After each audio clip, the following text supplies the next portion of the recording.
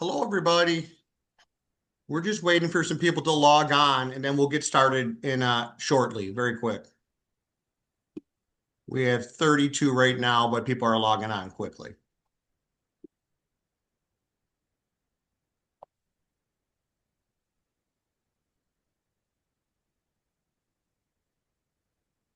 Closed caption is available just at the bottom of your screen if you just hit the CC button.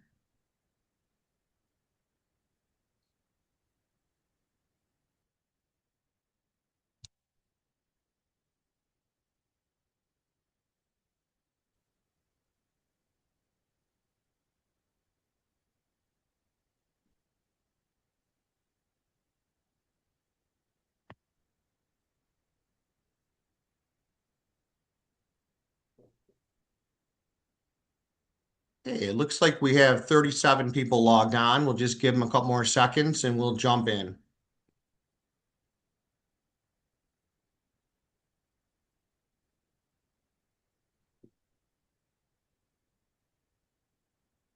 All right, let's go ahead and get started. Hello, my name is John Manth.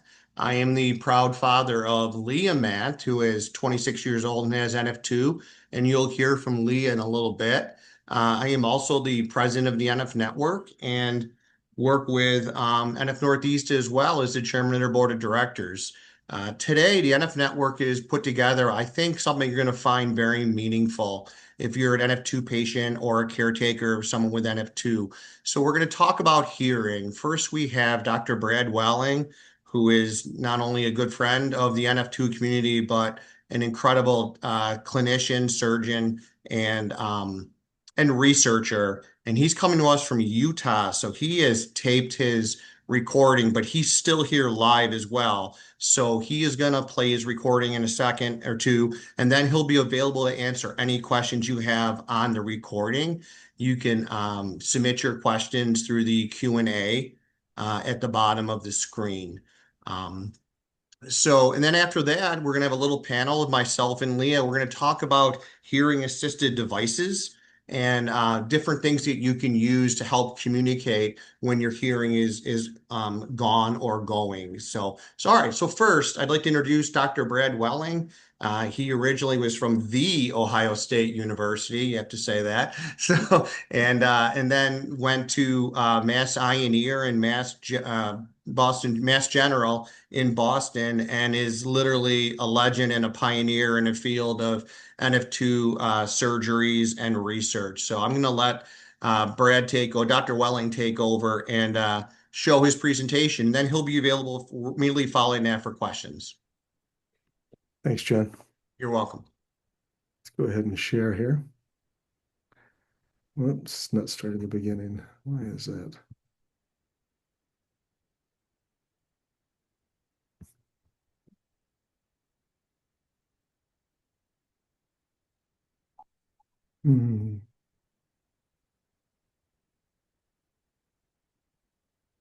Maybe escape again, and then it'll take you back.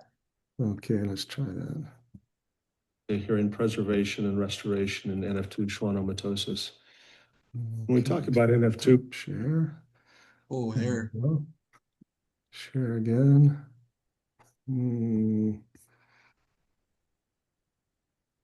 Well, I thought we had this all lined up. Let's try one more time. Stop share. Share.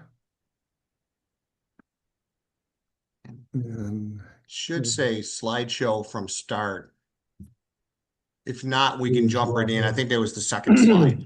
There are a number of things that we have to consider. Certainly, preservation.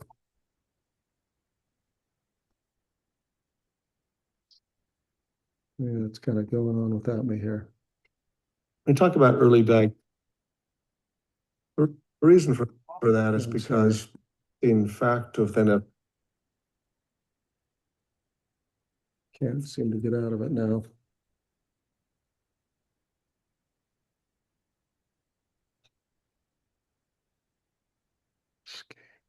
Okay. Zoom and slideshow.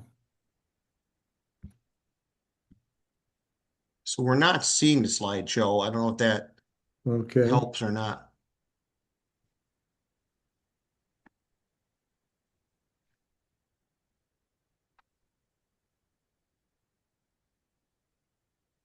All right, let's try one more time here, see if we can get this going. Slideshow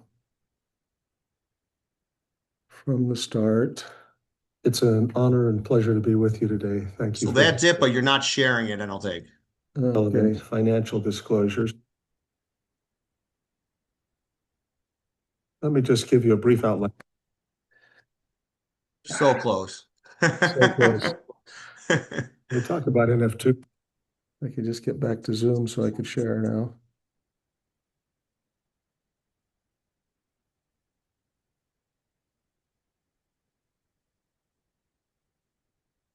Go to Zoom, share, try it again here, see if this will work. There it is. Now you're going to go slideshow from the start. Let's try slideshow, play from the start. You got to click slideshow first and then scroll. Oh, there you go. Honor and pleasure to be with you today. Can you hear it? Thank you for this Yeah. invitation to speak about NF2-related schwannomatosis and hearing in particular. I have no relevant financial disclosures. I am a consultant for a couple of companies, but that does not pertain to this work. Let me just give you a brief outline of what I'd like to go over quickly today. I'd like to talk about the role of each of the following as it pertains to hearing preservation and restoration in NF2 schwannomatosis.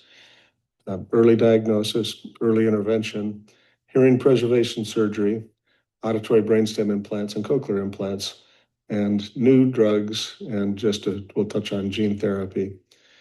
When we talk about NF2, as you all know, there are a number of things that we have to consider.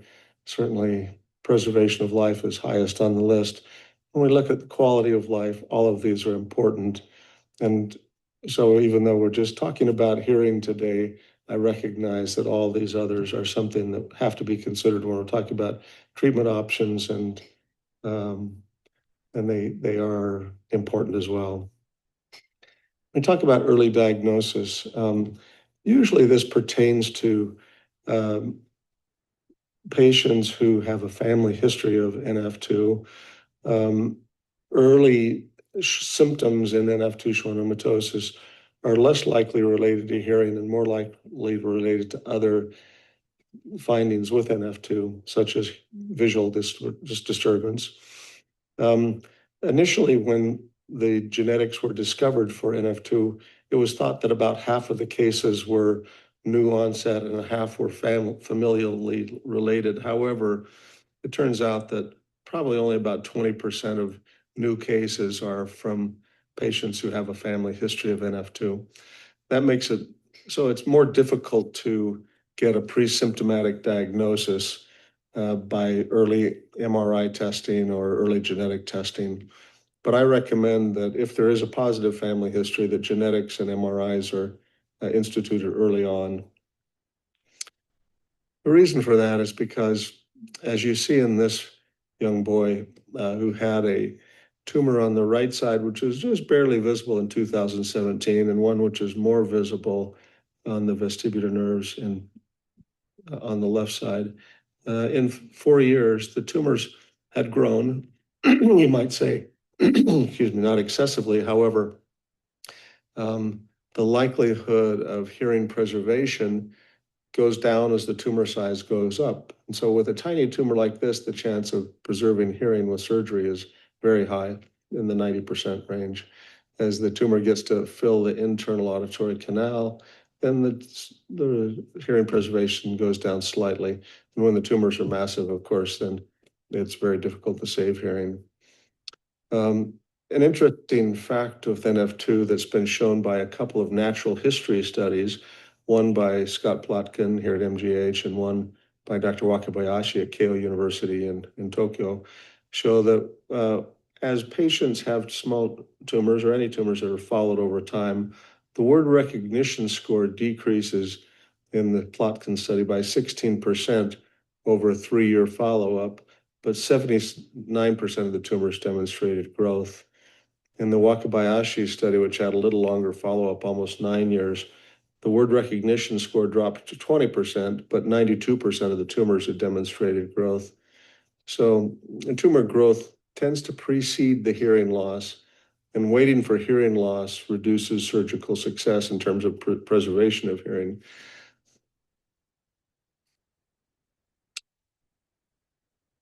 When we talk about early surgical intervention, these are the considerations that I think about. If the genetic variant that is present in the family predicts a severe disease manifestation, early surgery should be considered. If the tumor is less than 10 millimeters, the opportunity to save the hearing is better. And if there's a normal preoperative auditory brainstem response, this shows that the tumor is not completely compressing the nerves in the canal, and that also bodes for a better outcome. In the case of small tumors, if there's early diagnosis, early intervention, we would remove the most favorable tumor first, and then if successful, then we consider removing the second tumor. The experience of the surgical team is also very important. We don't quantitate that often, but it's something to really consider. We shouldn't operate, of course, if the tumor has invaded the cochlea. That reduces the chance of saving the hearing. When we look at tumors less than 10 millimeters in a recent series that we've looked at, 9 of 13 patients had their hearing preserved well when the tumor was small. When the tumor was larger than that, then the success rate went down to 37%. In the retrospective review that we just published, we looked at 322 patients with NF2. 191 underwent surgery for the resection of a vestibular schwannoma. Of those, only 52%, only about a quarter of them, had hearing that was better than 50% word recognition score prior to surgery. Postoperatively, we were successful in maintaining that hearing in about 23 of those patients. And most of them had really quite good hearing with word recognition score better than 75%. When we're successful at preserving the hearing intraoperatively, what is the postoperative course?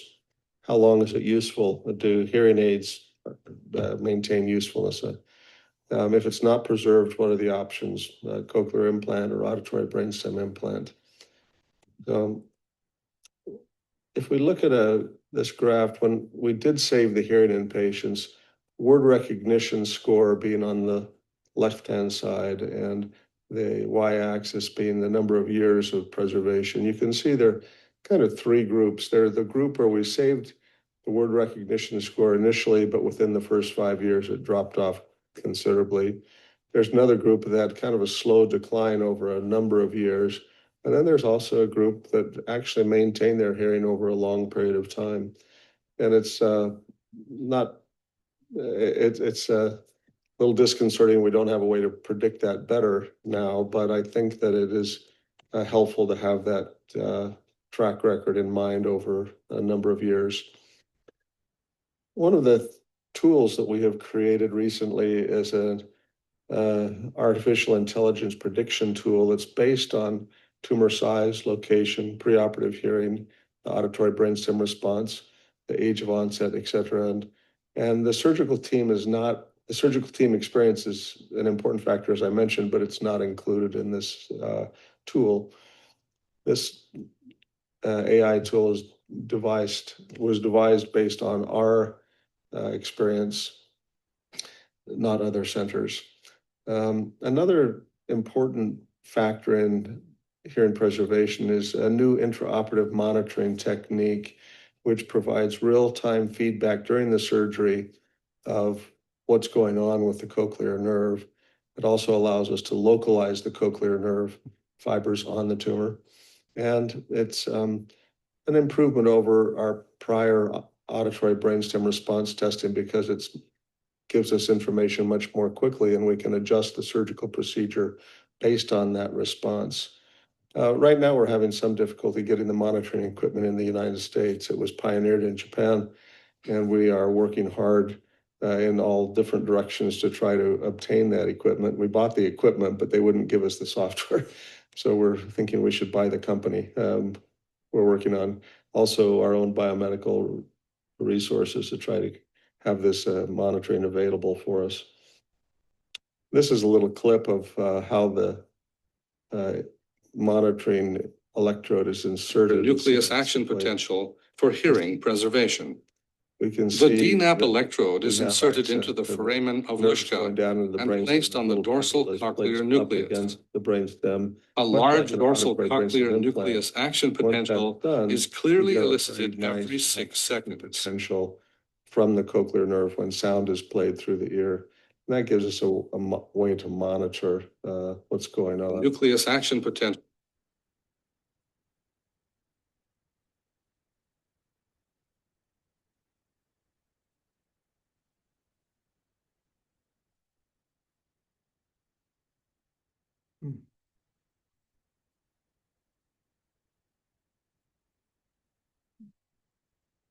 If we don't save hearing, what are our results with auditory brainstem implant? We recently presented information in China, and one of our colleagues there had a very similar outcome to ours with the number of auditory brainstem implants they had done. When we look in the literature, there are 33 studies that report outcomes. Our own data show that environmental sound is present in about 12%, no sound, almost half of our patients. Closed set word discrimination in 15% and open set discrimination in 25%. Those are similar to other reports in the literature. One thing which we found that was very interesting, and I've kind of cut this off a little bit, but the blue are the patients that got auditory brainstem implants, and the word recognition score is on the left, so higher on the chart is better.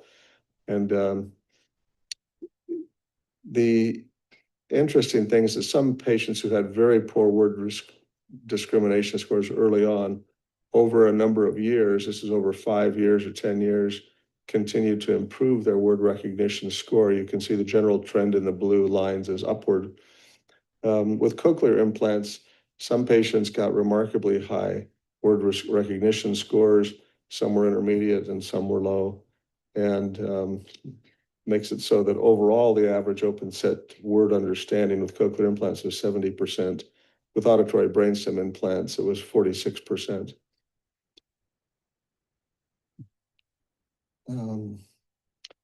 Some of the patients had auditory brainstem implants, which really hadn't been tested. They were put in as sleepers for use in the future.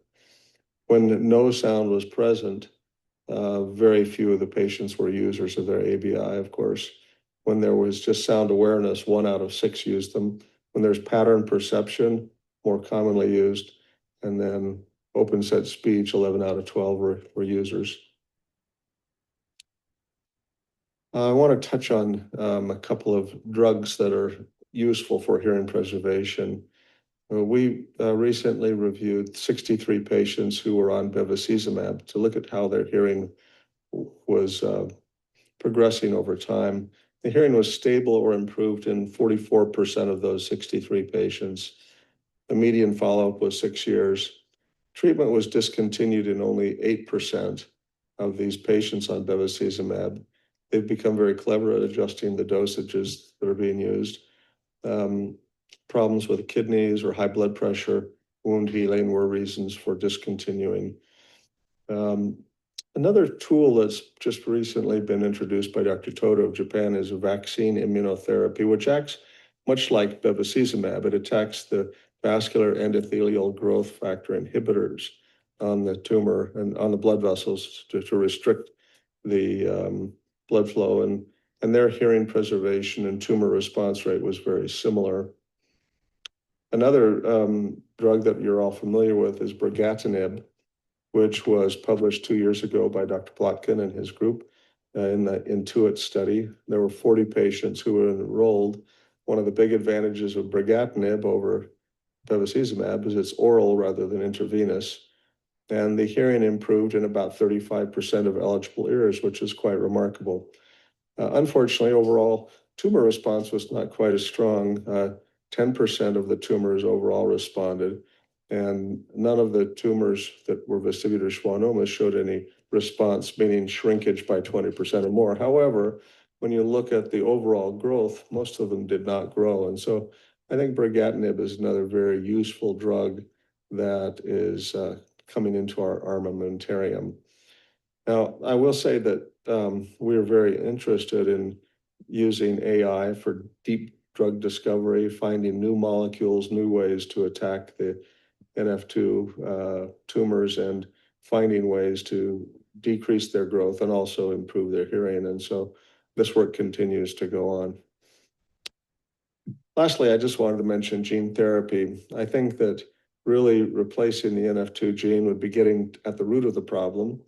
There is a current gene therapy study ongoing in China where using ultrasound, they're doing direct cutaneous injection of the tumors. There are 9 patients that have been reported on so far, and this is not actually in the literature yet. This is just from a meeting in Shanghai a couple of months ago. 2 of their 9 patients showed partial responses.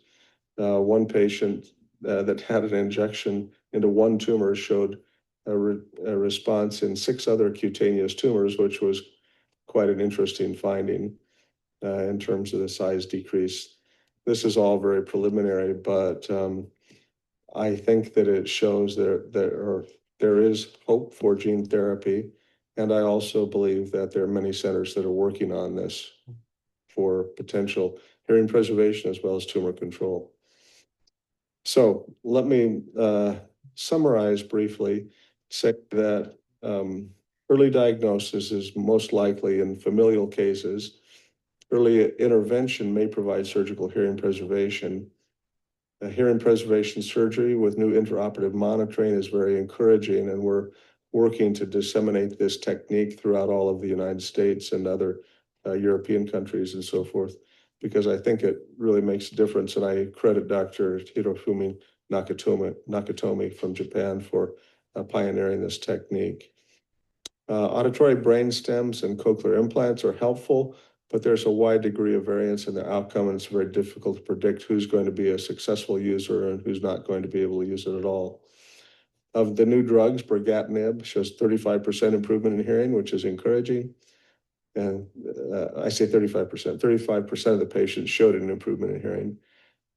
AI-directed drug discovery may aid in new treatments, and we're continuing to pursue this.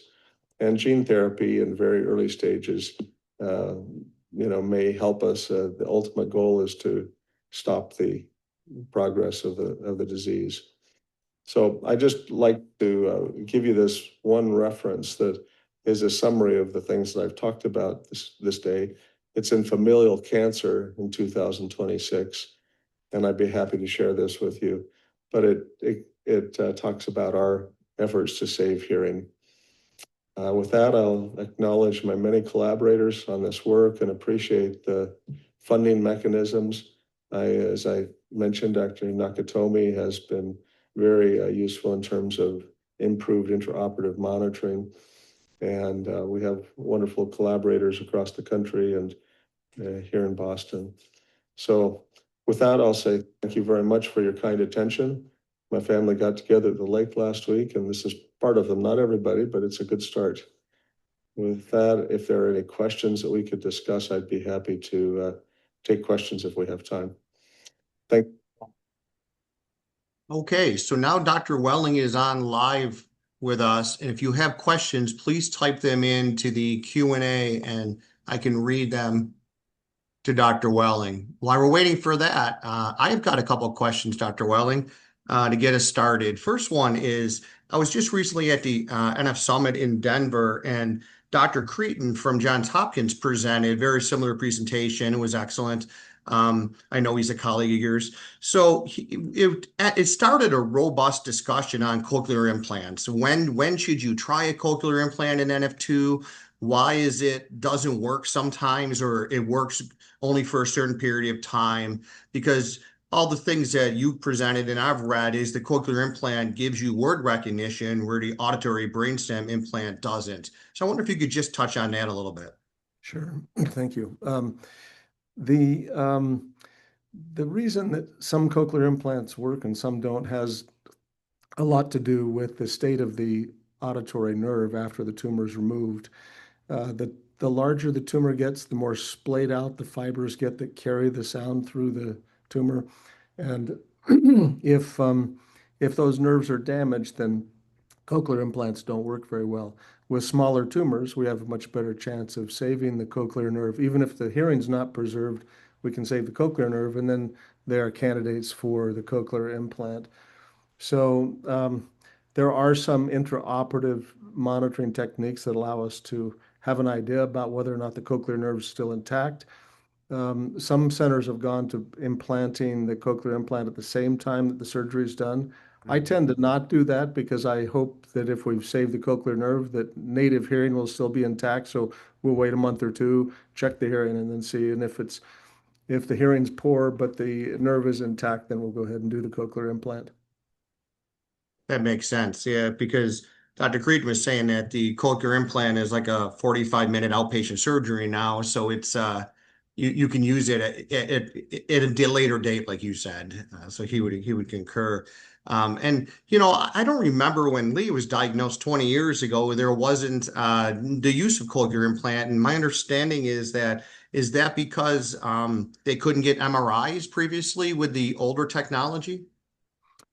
MRI technology came around in the 1980s, and we actually published on cochlear implants and NF2 fairly early on, but I just think that it's taken some time for it to catch on, and certainly Okay. now it's much more commonly considered.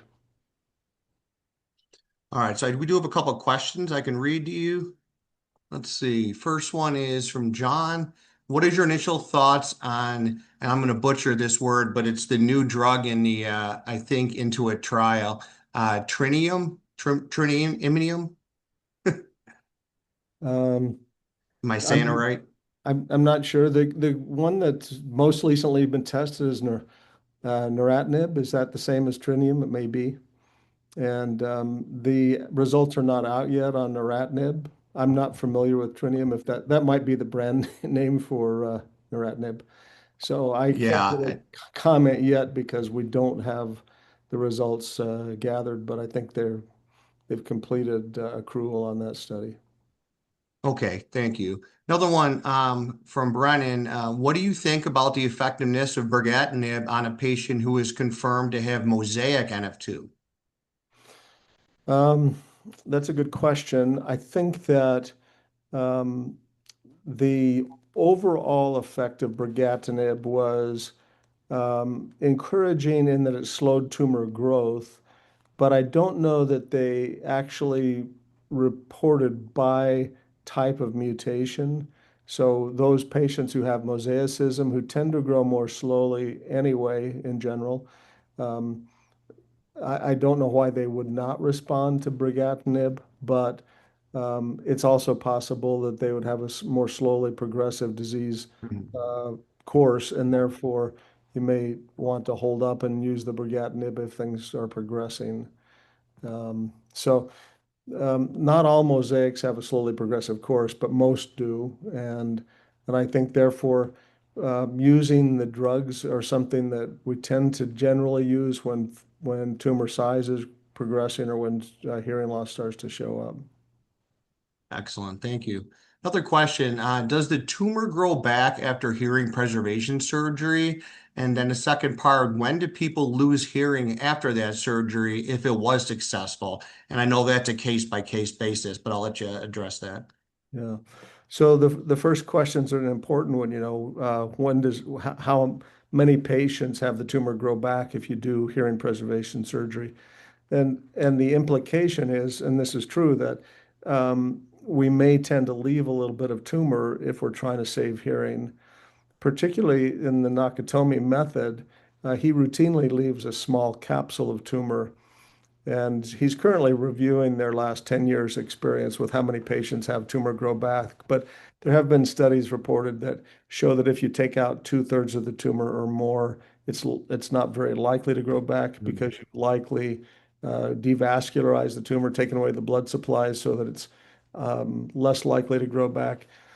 But it is tumor dependent, individual dependent, and therefore it's something that has to be watched. And in general, yes, if you're if your goal is just to remove all the tumor, it's not as likely to grow back if you're trying to preserve hearing and leaving a small capsule of tumor, just as we do often for facial nerve function as well. If the tumor is very adherent to the facial nerve, we may leave a small rim of tumor, judging that it's better to leave a small amount of tumor and have a recurrence over time that could be radiated or treated in some other way than it is to knock out the facial nerve. Or as we move forward and have better monitoring techniques, we'd like to try to save the hearing. And the time course of how long the hearing is preserved, I tried to show you on that really messy spider plot where it looks like, some people lose their hearing quickly within the first 5 years, some over a period of 5 or 10 years, and others, their hearing was maintained out to 25 or 30 years. So that part we don't really have a good way to predict. But in general, the healthier the cochlear nerve and the more complete the tumor resection is, the more likely they are to maintain their hearing. And if we take out a 2 or 3 millimeter tumor and the cochlear nerve is perfect and there's no more vestibular nerve there to cause tumors, then I think those are the ones that are likely to have long-term hearing preservation. Excellent. Here's a good question. Stephen asked, you mentioned improvement in word recognition over time with the use of an ABI. Is this dependent on actual use of the ABI, better learning to interpret the sound, in other words, or is it relation to some type of slight repositioning of the implant on the brainstem? I think it's the first. I think it's, working over time to learn what the signal means, using other cues such as lip reading and so forth. And I think it's really effort dependent. And I know patients, you all know patients who have really worked hard at learning to use their ABI. And over time, it's paid off for them. I think the patients who get absolutely no sound from their ABI, persistent use is not necessarily going to pay off. But those who have some amount of sound, even if it's poor quality sound early on, I think it's worth, trying to persist and work at it for a period of 4 or 5 years at least to see how good the hearing can become. Definitely. Thank you, Dr. Welling. A couple more questions. Are there any strategies for mitigating tinnitus after a failed cochlear implant? That's a good question. The our strategies for managing tinnitus are not terrific, although ironically, the most successful strategy we have for managing tinnitus is a cochlear implant. So when people get a cochlear implant and they have tinnitus and the cochlear implant is successful, in general, it suppresses the tinnitus. And I think that the idea being that if you give some electrical signal into the auditory system, the brain then will relax and not put out so much spontaneous activity. But in somebody who's failed a cochlear implant, where I assume that means that their word recognition is poor, it would be interesting to know if they have any suppression of tinnitus, even though the implant's not working.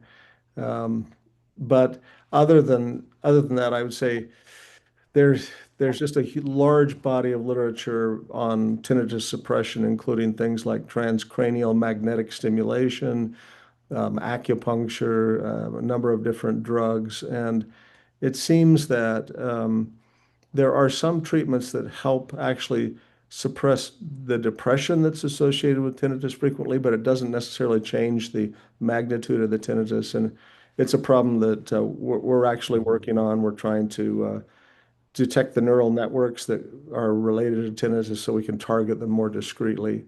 But I can't tell you I've got a great answer for the question, unfortunately. No, I know that's a huge problem in NF2, and I've heard it answered exactly the same way, that it's just something that we still need to work on. Okay, Dr. Welling, do you recommend radiation as a form of treatment? If so, when would it be recommended as opposed to surgery to treat the tumor? And again, I know this is a case by case, so if you can just give a general answer to that. Sure. So in general, we try to avoid radiation, particularly in young patients with NF2, because there are a number of side effects that are untoward, including malignant transformation. It's rare, but we don't want to change a benign tumor into a malignant tumor, and that's more likely in a pediatric patient. As patients age, they get into their 30s or 40s, if surgery has not been completely successful at halting the growth, we do consider radiation at that point.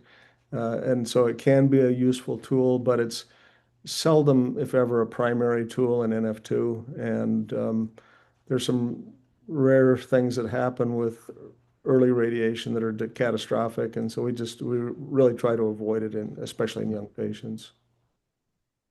Excellent, thank you. Wayne is asking, do any patients receive both Avastin and brigatinib at the same time? I can answer that a little bit, Wayne, and then Dr. Welling can jump in, but my daughter is using both. The Avastin is a maintenance dose of Avastin, and then she's on a normal dose of brigatinib. So that is off-label, not part of a study, though. So, Yeah, I would answer it the same way. Yes, there are patients who use both, but often, of course, when we're trying to figure out how effective a drug is, we can only use one drug at a time. And so in definitely. study, they're not, but off-label, yes, that happens. Excellent. And here's another good one. I'm always amazed. The NF2 population is asked the best question. So, does Avastin help with intracranial pressure? So that's a good question. I'd say that Avastin helps with intracranial pressure, especially when tumors are compressing the brainstem and causing obstructive hydrocephalus. If the tumor size shrinks and the normal flow of spinal fluid can then progress through the brain, it can help with that. As a general measure to treat hydrocephalus that's not related to obstruction, I would say I don't believe it's usually a tool that's used. There are other drugs that are used for that. There's also a Makes sense. surgical procedure to take a shunt and take some of the extra fluid into the abdomen, as you all know. Excellent. Thank you. All right. Got two more. This individual had gamma knife in 2016, lost hearing in the right ear, and have decreased in the other ear. Is gamma knife radiation surgery a valid option for hearing preservation? I know when Lee was first diagnosed 20 years ago, they were doing a lot of these, and I haven't heard a lot about gamma knife. You could touch on that? Sure. Gamma knife refers to a particular technique for administering radiation to the tumors. Um, it's a very precise way to deliver the radiation, but in general, radiation is not considered a hearing preservation technique. In fact, where the hearing was lost after gamma knife surgery, a cochlear implant may still be a possibility. If the tumor is not growing, you could consider a cochlear implant. But the general pattern for post-radiation hearing is that it drops off over a period of 4 or 5 years. And so I don't believe it's a great tool for hearing preservation. Excellent. Okay. And last question, is there any research on actually repairing the cochlear nerve after it's been damaged? I know that's a dream of many people. Yeah, that's a great question. Unfortunately, the sensory nerves, like cochlear nerves that carry very discrete uh, localization of hearing to different parts of the brain, is much more difficult. It's not that we couldn't actually primarily repair the cochlear nerve, but it doesn't tend to function very well because all of the fibers have to be lined up precisely.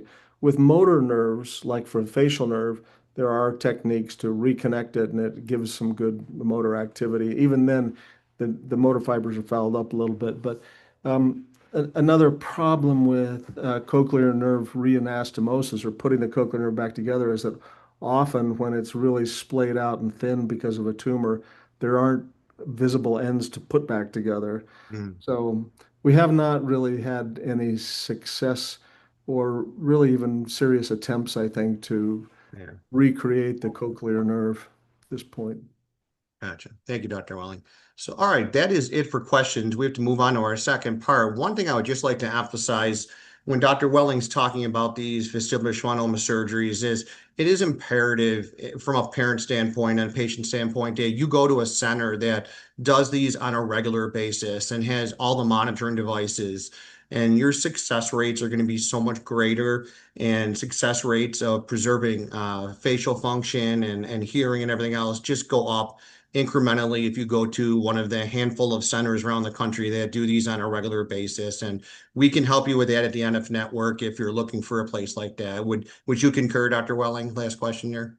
Yes, I would. And in fact, I think that now that I'm retired from my surgical practice, I have no bias about referring people. And I think I can maybe give patients an idea about the best place to go for Good. particular size tumors and base that on experience and on available equipment and so forth. Excellent. Thank you so much.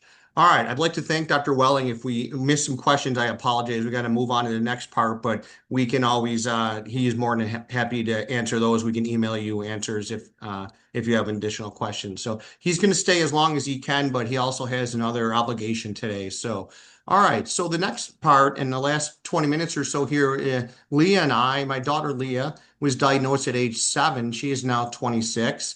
She lost her hearing in her one ear about 10, 11 years ago due to a VS surgery, and just recently lost a hearing in the other ear about 6 months ago. So she's very new to total deafness and has done a lot of research and worked with a lot of other NF2 patients to really look at these devices. So Leah is not only my daughter, but she is my hero, and you're going to love the stuff that she has to say. So if you could start sharing that, Leah, I'd appreciate it.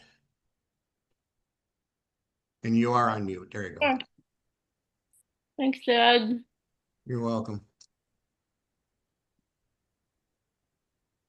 Can you see it okay? We got you. I just realized, of course, my captioning covers half my slides. I apologize. Yeah, I'm Leah. My dad, John, he just already introduced us. He's very involved in many leadership roles in the NF2 community. And I also apologize for the scientists here. I'm very used to NF2 and saying NF2, but I realized there's been a name change. It's NF2-related schwannomatosis. So just a note that I might say NF2 when I mean NF2-related schwannomatosis. Yeah, this picture here is my service dog, Dasher. We can kind of touch on him later. But like my dad said, I really just went deaf in November, so this is kind of new to me. But I've been doing a lot of research, and I'm by no means an expert in any of this, but I think the greatest experts might be the ones that live with it. So just to touch on what we're going to go through today, we're going to talk about some hearing support options, the use of service dogs in neurofibromatosis, home safety and travel safety, different adaptations for people who are DHH. Just a little note here, when we were going to refer to DHH, we're referring to people who are deaf and hard of hearing, deaf individuals, hard of hearing. We're not really going to specifically touch on increasing independence and quality of life for anyone who's DHH, but I think any slide here will just help increase your quality of life and independence. And then different communication strategies for individuals who are deaf and hard of hearing and their communication partners. So just to start here, some hearing support options. We're going to touch on 3, but I know Dr. Welling already mentioned there's a couple more options if you're looking at cochlear implants or ABIs.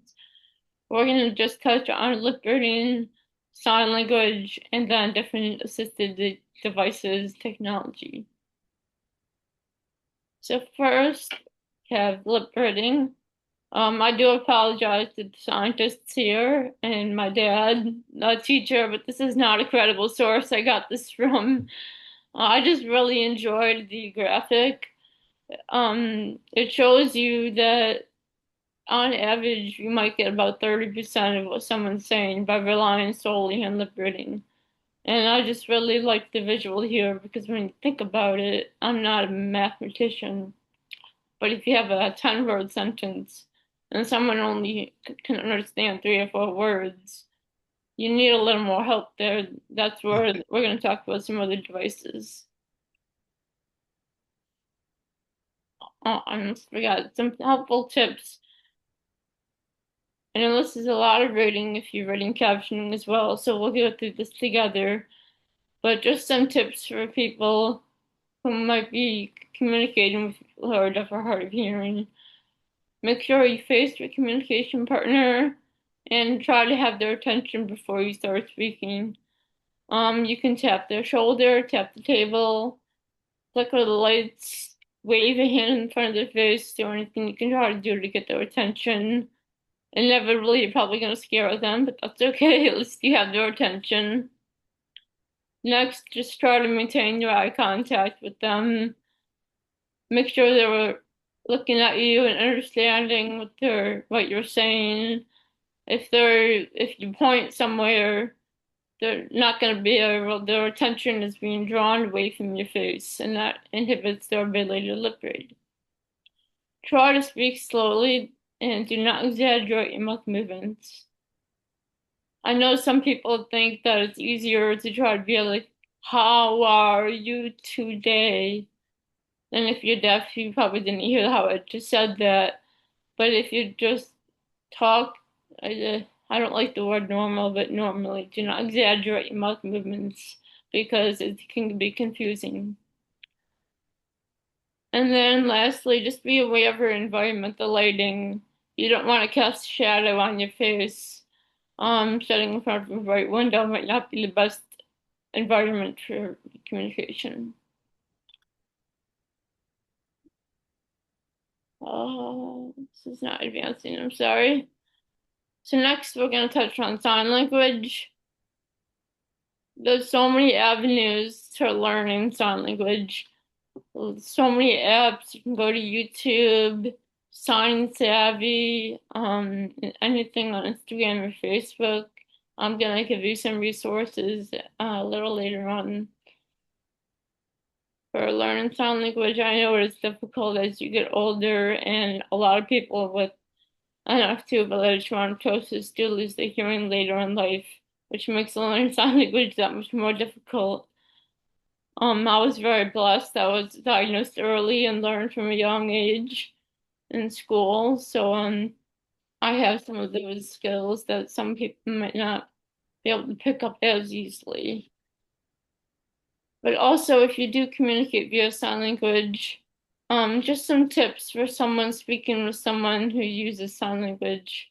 Again, the same things might be quite repetitive. Get their attention, that person's attention, giving as many visual cues as possible. It is very much okay if you don't know sign language, but you're communicating with someone who uses sign language. Just, I would say it's really okay to act it out. Do charades. Use as many visual cues as you can. Type on your phone. Definitely try to speak one person at a time, especially if there's an interpreter present. That can be confusing with multiple people talking. And then lastly, I think we just always ask that you please be as patient as possible with us. Sign language and all these devices we're going to talk about, there's always a little delay in interpretation. So we are listening, we are watching, we just need that extra time.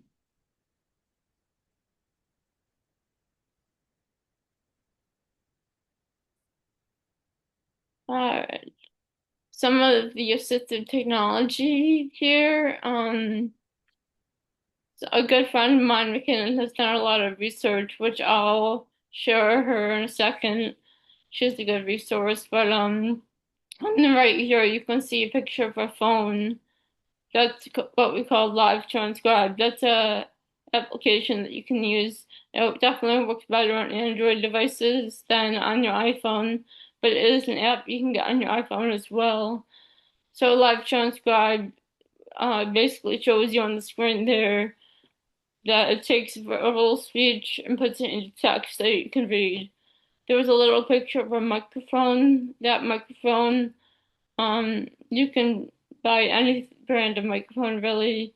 And when I'm sharing McKinnon's social media, she talks about what are the best ones. But basically, these microphones help in like loud environments.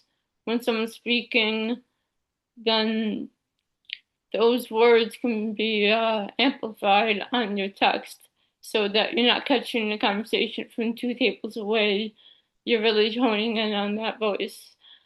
And no caption is an application, I'm sorry, that you can use on your phone for phone calls. It captions your phone calls. I know when I went deaf, I was a little scared of how am I going to talk on the phone now. Well, there's an app for this. There's a couple different ones. That's not the only app. Some other apps besides Live Transcribe, if you're not an Android person, because it really does work better on Androids. Otter AI and Ava. Again, there's other apps for Apple's iPhones and Androids. But those are just the few that we saw that look better.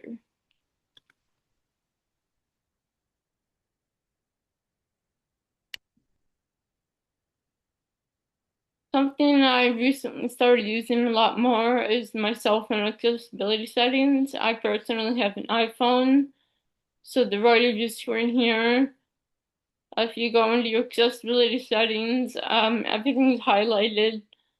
Subtitles, captioning, live captions. If you turn like everything on, I'm telling you, my life is so much easier now. It captions Facebook videos if you're a scroller. Um, it captions all my phone calls. FaceTime automatically pops up. So there's other apps that you have to go to. You can definitely use them, but this is automatic once you turn everything on. You can also do it on Android on the left side of the screen. I don't know Samsung very well, I admit. So I just Googled that and gave you a picture, but accessibility settings are getting a lot better. So this is McKinnon. Her social media down there, she talks so much about this deaf tech. She's incredible. She has NF2-related schwannomatosis, and she's been deaf for a little bit now. She's everywhere. If you don't know her name, I'm very surprised. You can't really miss McKinnon. But yeah, she talks about her deaf tech. She talks about facial paralysis, so many different mobility things, pain, like you name it, she touches on it. So I definitely would check her out. She's on Instagram, Facebook, TikTok, YouTube, Threads, which apparently is social media. I didn't even know that. But yeah, McKinnon is everywhere. So yeah, she's amazing. Definitely check her out. Another resource I'm gonna share with you is Dr. Tina Childress. This is her website here. See here, Communication Matters. She's a late definite adult. She wears bilateral cochlear implants. She's also an audiologist. My family saw her speak right before I went deaf. She also has amazing resources on her website. She talks about deaf tech as well, not as much as McKinnon, but she really taught us a lot about home safety, the accessibility settings, and so these are two amazing resources I would recommend checking out.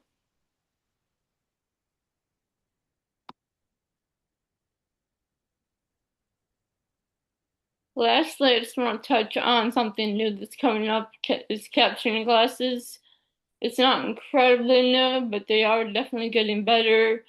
I don't have a pair. I just completed a study with MGH with a pair, and I'm getting a pair soon. I'm really excited about them. So basically, if you saw on that slide about lip reading, we talked about AI getting about 85% of the words. Captioning glasses are definitely improving. These are all sorts of different brands on the left here, but as you can see in the slide, the words come up on your glasses, so that really helps with the communication, especially for people who lip read, because if you're constantly looking at your phone, you're not looking at their face. The glasses really help with that connection, and I personally think so. So this is definitely an exciting new realm in our deaf tech world.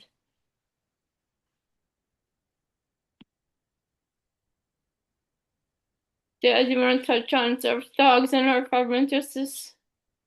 Sure, Leah. So I was when Leah started going deaf, we looked at getting a service dog, and this is Dasher in the picture, and he's a rock star. If anyone's met Dasher, he's just a beautiful he's more human than dog. But so anyways, we really looked into it, and it's different from a visually impaired dog where they're always working. You know, they are helping, they're a guide dog is the old name for them.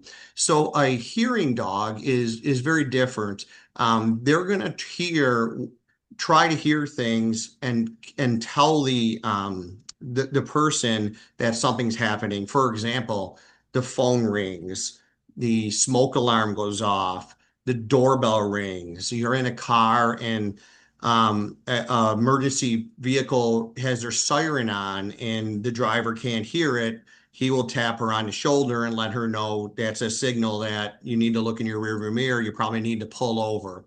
So what we think these dogs can help with in the NF2 world and really in the NF world altogether is, first of all, we know visual impairment, hearing impairment, I just talked about, mobility difficulties, dogs can be trained to help that, although that's changing a little bit because they don't want the dog to get injured. They don't want you to put weight on them. Seizure detection is absolutely amazing. When Leah and my wife went for the training for Dasher, there were some seizure dogs there. And the first night that they brought the dog home back to the hotel, the dog alerted 30 seconds before the child had a seizure and they were able to put the child on the ground. It's absolutely amazing. Behavioral disruptions, feelings of isolation. You know, I think that's one of my big words as a parent. Pain, medical appointments. Dasher goes everywhere with Leah. You know, if she has a MRI, he's in the waiting room waiting for her. So he does a lot of that. So you have that companionship, that support for procedures, surgeries, and they also have dogs for autism and spectrum disorders. So I think that's really important as well. So we've done entire presentations on service dogs, and we can definitely give more information. I think the last slide is our contact information. And if you contact Leah or I, we certainly can help find a place for you to look into getting a service dog. You can advance it, Leah. Okay. So adaptations. So there's a lot of things for the safety of the deaf and hearing person. Home adaptations like strobe lights, alerts, a bed shaker alarm. There's one you can wear in your band. Stickers, lanyards and straps, wireless microphones. It just goes on and on. So I think if you are, you know, leading up to a surgery that's going to leave you deaf, you really want to look at a lot of this stuff because your safety is super, super important. And there's a lot of adaptations for that. And we can provide information on that as well. Next slide, Leah.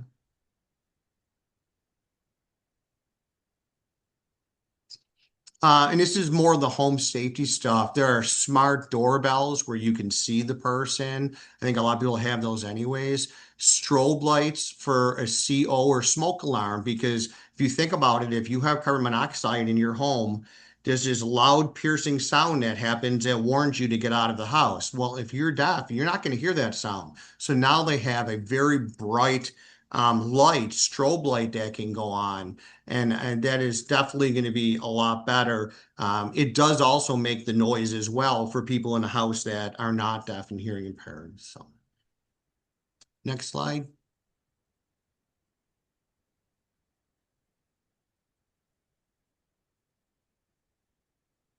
This was the brand Sonic Alert that I learned actually from Dr. Tina Childress. This is a wonderful brand.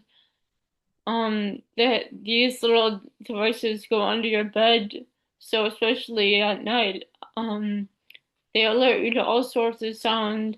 And then there's this monitor that you can read what is shaking. Like if the bed starts shaking, I don't even know, is it a tornado? Is it a fire? So there's so many different devices. There's definitely ways you can hook up your caregiver's cell phone to get alerts, like if you fall. There's devices you can buy from Sonic Alert that alert you if your baby is crying for the parents here. So it's not just CO, it's not just your carbon monoxide and your smoke. And then there's all different monitors you can buy here as well. In the middle, next to the one plug, you can see a device that just gets plugged into an outlet, and that's your flashing strobe light.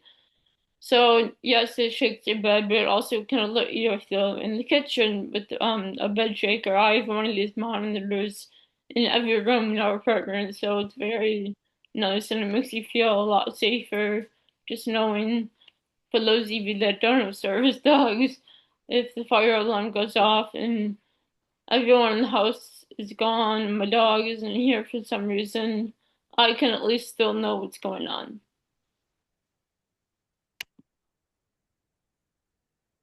This is something I just want to touch on real quick. This is local to where I live, but I'm sure if you talk to your sheriff's department, you can find different disability decal programs in your area as well. This I have on my car, actually, it's not on my door. That's why I put that picture in the middle there to alert first responders that deaf. I mean, if you think about it, if they're searching for me in fire, they're going to be calling my name or calling for someone. But I won't know that at all. So if they see that sticker, maybe they'll know when they enter the house, they have to stomp on the floor or different ways to alert you. So these are just things that personally I keep on my front door. You can put it on your bedroom window just to alert first responders if for some reason they had to get to you. They will know how to communicate with you.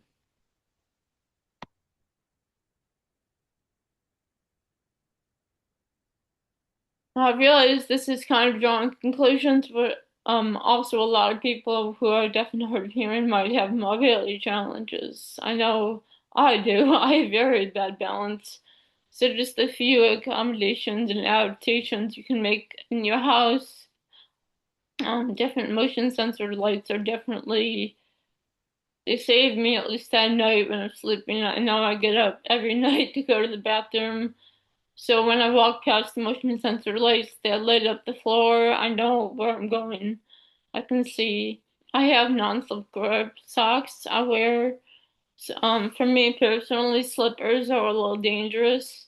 I chose not to show a picture of my black eye, what happens when slippers don't work. So I wear the grip socks and they really help me stay upright.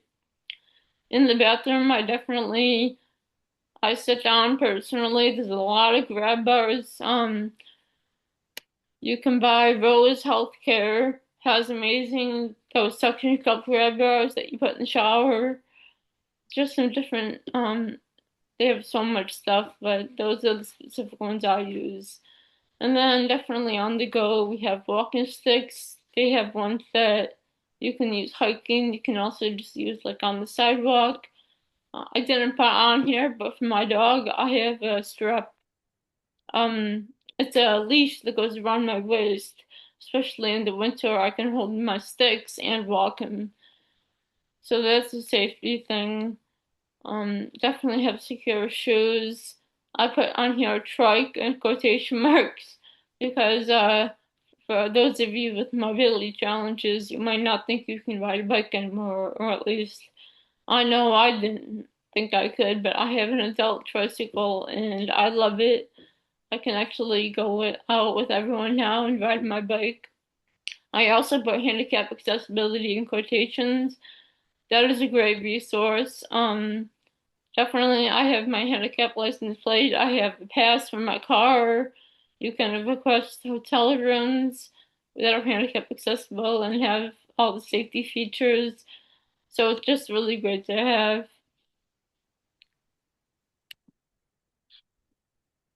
Travel safety for the deaf and hard of hearing.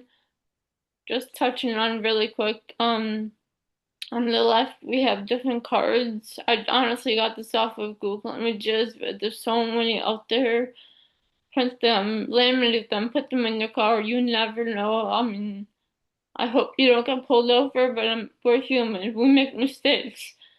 And you never know. You want to have that communication because I also realize technology fails and not everybody knows sign language. this communication card could definitely help with that. You can get little keys on your license, on your passport. I would definitely reach out to the DMV because I'm not entirely sure. I had this TSA notification card that I always give as security when I get on the plane now. And honestly, the last 2 times I've flown, they just know to look at me and they use a thumbs up or whatever. They know that I'm deaf, and it just helps so much. I also have stickers all over my car. You'll see here this says driver stuff. You can buy them on Amazon. There's so many different places you can buy them, but I just got them off Amazon. They're very simple. Or that little blue sticker I have with just the line through the ear. That's very helpful. Just alerting not only first responders, but other drivers as well. And just lastly, Dad, do you want to touch on any communication strategies? Sure. So I think for the family, the care partner, we have a really important role in this, and this is something that my family is still working on. We are not very good at this. Leah will tell you. We're a very, very talkative family, and we talk over each other, under each other, and all around each other. And there is no way Leah can follow what's going on. So some helpful advice is that you need to speak clearly and slowly so the device can pick it up. Pause before beginning a new sentence because there's always a lag. So when Leah is reading this right now, even there's a lag. Announce topic, subject change during conversation. Look for understanding from communicating partner before moving on. Rephrase sentences if needed. This is super important. State your name when speaking. So if my wife and Leah's girlfriend Tara and the four of us are having a conversation, Leah doesn't know which one of us is talking because she's looking at a device. Unless she has glasses on that are transcribe. So I need to say, Leah, this is Dad. I just want to make some plans for this weekend. What do you think we should do Saturday? And then if my wife wants to intervene, she can say, Leah, this is Mom. I'm thinking we go out in the boat Saturday.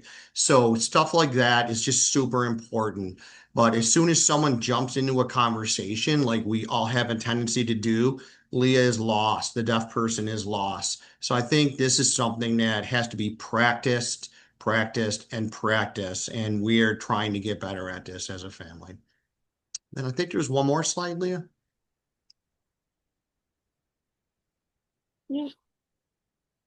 The role of the actual deaf person is ask for clarification. Repeating back what was said helps your communication partner know that you're understanding them. And I think this can't be overemphasized. Advocate for yourself. Advocate if you don't understand or need something repeated.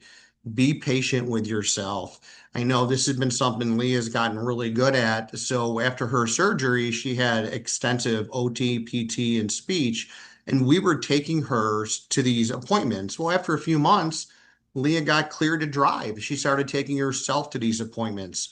So she had to advocate for herself. When you walk into a doctor's office and you give them your name, you have to tell them that you're deaf because they're going to call your name when it's time for you to be seen, and you're not going to hear that. They need to come out to the waiting room and physically get you.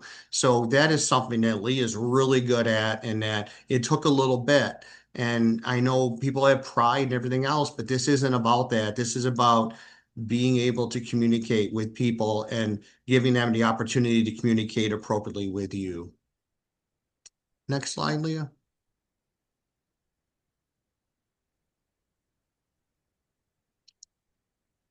All right, so here's the last slide, and this is my email address and Leah's email address, and that's our awesome family, and with Dasher and Traeger, our other dog. So we live with NF2. Leah lives with it. We all live with it for the last 20 years, and we want to be a resource to people and to caretakers and spouses and children and parents and everyone else.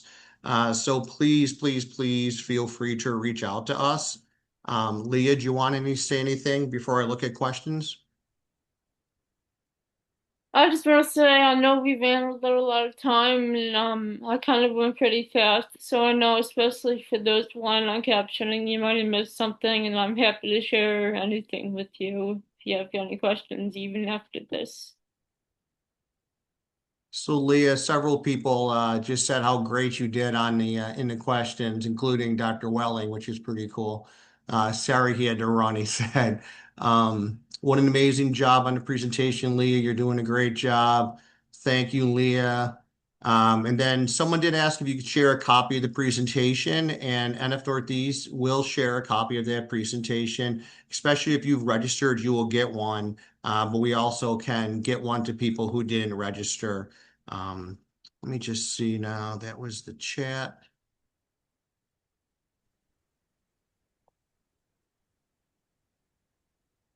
Okay, that is it for questions. So we are out of time. I want to thank Dr. Welling, who unfortunately had to leave, and I definitely want to thank Leah. She put that whole presentation together and has done a lot of research. And I just want to emphasize to all the people on here that you are not alone, that we are a community and we are here for you, and that you just need to reach out. If you need help, reach out to the NF Network, reach out to any of the NF organizations, reach out to Leah, and for free, for definitely reach out to me. And I think that's it. Hey, Thank you, everybody. John and Leah, this is Kim. I just wanted to jump in and say this was such a delightful presentation. It was so helpful. We really, really appreciate it. It will help not only people today, but it'll be put up on the NF Network's YouTube channel for other people to use. Just very well done. Thank you so very much. You're very welcome, Kim. All right, everyone enjoy the rest of their day.